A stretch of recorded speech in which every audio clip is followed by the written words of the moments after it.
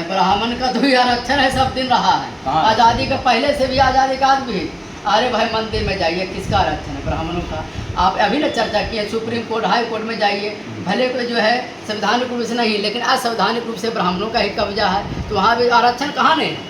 नमस्कार, स्वागत है आपका नेशनल टीवी बिहार में। मैं हूं आप सबों के बीच अभिषेक त्रिपाठी। साथियों, अभी जो हमारे साथ बैठे हुए हैं ये भारतीय सामाजिक न्याय संघ सह कांग्रेस के नेता हैं। इनका जो है एक उद्देश्य है, ये एक सपना लेकर चले हैं, एक उद्देश्य लेकर चले हैं। इनका जो है एक कार्यक्रम होने वाला है 6 अक्टूबर को जो है पटना में। अब वो कार्यक्रम किस उद्देश्य से होने जा रहा है उसकी मैं आपको थोड़ी सी जानकारी पहले दूं। इसका नाम दिया गया सामाजिक न्याय अधिकार मार्च, यानी समाज के अधिकार के लिए ये जो है एक रैली निकालने वाले हैं, एक बैठक करने वाले हैं। उसमें इन्होंने लिखा साफ तौर पे कि आज़ादी के 78 साल बाद भी देश में सामाजिक न्याय का सपना सिर्फ सपना बना हुआ है। आइए जानते हैं कि भाई देश में को आज़ाद हुए 78 साल पूरे हो गए और आप कह रहे हैं कि यहाँ जो न्यायिक सपना है वो सपना ही रह गया है। ऐसा क्यों कह रहे हैं? अभी हमारे साथ दिलीप मंडल जी हैं। आइए दिलीप मंडल जी के पास आपको लेकर चलते हैं। कैसे हैं आप? ठीक है। सबसे पहले आप अपना एक छोटा सा परिचय दे दें। मेरा नाम दिलीप मंडल हुआ।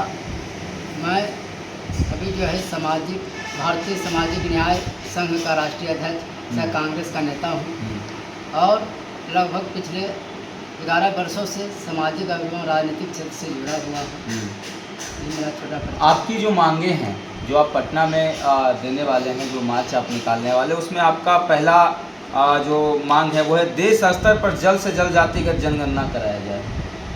क्यों?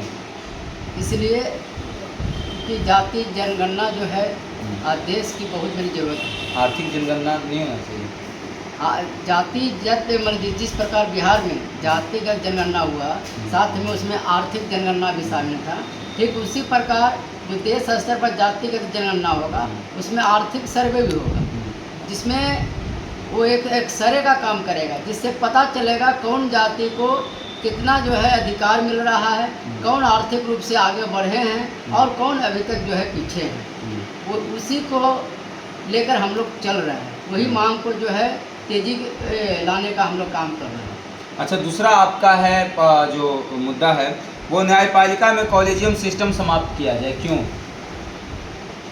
आपकी जानकारी के लिए बता देना चाहते हैं कि न्यायपालिका में जो कॉलेजियम सिस्टम है उसके चलते प्रतिभा वाले जो व्यक्ति हैं, जो जज बनना चाहते हैं सुप्रीम कोर्ट और हाई कोर्ट का, उनका सपना सिर्फ सपना ही रह जाता है।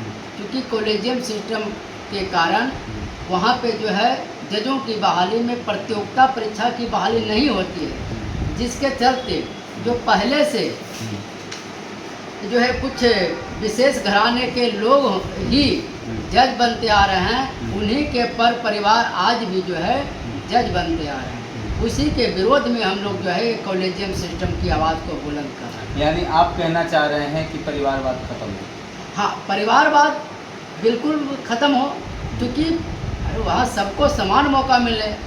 ये नहीं कि जिसका बाल बच्चा जो है, जिसका पूर्वज जो है जज बन थे, उन्हीं का पोता परपोता छरपोता जो है जज बने, ये जो है पूरे देश के साथ जो है गलत। जिससे आपने बोला कि भाई जो न्यायपालिका में जो आपने बात करी उसमें अधिकतम लोग जो है ब्राह्मण हैं, ज़्यादातर जो है स्वर्ण वर्ग या जैन वगैरह हैं। लेकिन देखिए वहाँ भी जाति आधार पर नहीं है, ये नहीं कि खाली वहाँ जो पहले से जिनका कब्जा है वहाँ न्यायपालिका में वही लोग हैं, दूसरा ब्राह्मण थोड़ी बन जाएंगे जज। वहाँ थोड़ी संविधान में कि ब्राह्मण को ही वहाँ जज बनेगा।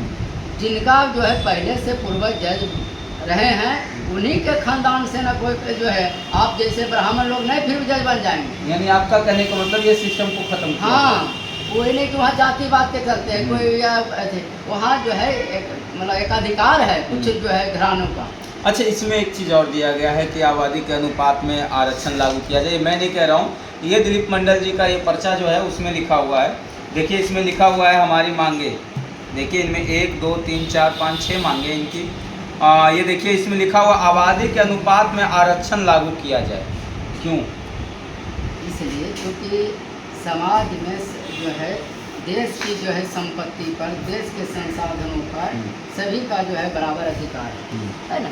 और बहुत सारी ऐसी जो है आज़ादी के बाद जो है बहुत सारी जातियां अभी भी आर्थिक रूप से, सामाजिक रूप से, शैक्षणिक रूप से इतना पिछड़ा हुआ है कि उनको अभी तक समान मौका नहीं मिल रहा। आबादी के अनुपात में कौन सी जातियाँ मतलब जैसे में कि अभी भी आपको SC ST OBC में बहुत सारे ऐसे लोग हैं जिनको जो है आरक्षण का लाभ नहीं मिला है।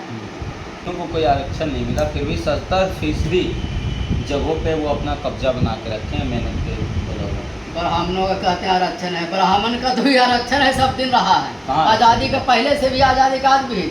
अरे भाई मंदिर में जाइए, किसका आरक्षण है? ब्राह्मणों का। आप अभी ना चर्चा किए, सुप्रीम कोर्ट, हाई कोर्ट में जाइए, भले कोई जो है संवैधानिक रूप से नहीं, लेकिन असंवैधानिक रूप से ब्राह्मणों का ही कब्जा है, तो वहाँ भी आरक्षण कहाँ नहीं है? तो मंदिरों में आरक्षण का, मंदिर में कौन मतलब हर क्षेत्र में आरक्षण है। उसमें सामाजिक स्तर पर आरक्षण है कि भाई ब्राह्मण लोग जो है सर्वश्रेष्ठ है। ये कहाँ संविधान में लिखा है? ये कहाँ क्या चीज़ है? तो ये आरक्षण तो पहले से है, इसलिए उनको आगे बढ़ने का मौका मिला पहले से ही, है ना। अच्छा, एक चीज़ इसमें आपने और लिखा है, पूरे देश में समान शिक्षा प्रणाली जो है लागू की जाए। हाँ भाई, तो लागू ना हो। आज जो गरीब गुरबा का बाल बच्चा सरकारी स्कूल में पढ़ जाता है, खिचड़ी परोस खिचड़ी के नाम पर उनको बरगला के क्लास तो करवा देता है, और पढ़ाई कौन देगा? अरे सरकार की जो संपत्ति स्कूल में जा रहा है कि नहीं जा रहा है? मास्टर लाठी खाने के लिए तैयार रहिएगा। वो तैयार है जो है 5 सूत्री मांग को लेकर अभी पटना में लाठियाँ। हाँ, तो लाठियाँ, अरे भाई तो हम लोग जानते करते हैं कि तानाशाही सरकार में लाठी ही मिलेगा। मांग जो है हम लोग मांग, लेकिन इसके लाठी के डर से हम लोग मांगना बंद नहीं कर देंगे। क्या लगता है ये जो आपका 5 मांगे हैं सरकार से, ये 5 मांगों पे सरकार मानेगी? ये क्योंकि आपका जो ये मांग है, हमें नहीं लगता कि सरकार अरे नहीं मानेगी ना, तो आने वाले समय में जो है सत्ता से बाहर हो जाएगी। और जो भी सरकार, सबसे बड़ा आपका मुद्दा देश स्तर पर जल्द से जल्द जातिगत जनगणना कराया जाए। तो मोदी तो वो तैयार हो गया है, खाली जो है वो अभी लागू नहीं कर रहे हैं। वो तो बोलबे किए हैं कि करवाएंगे, लेकिन हमारा मांग है कि जल्दी करवाएंगे। आबादियों के अनुपात में आरक्षण लागू किया जाए। आरक्षण होगा ना भाई, 50% का जो बैरियर लगा है वो टूटना नहीं चाहिए। अच्छा, कई तारीख को ये आयोजन होने जा रहा है? 6 तारीख को। कितना? पूरे बिहार से लगभग जो है 5 से 10 हज़ार लोग रहेंगे पटना में। गांधी मैदान से राजभवन की तरफ हम लोग कूच करेंगे।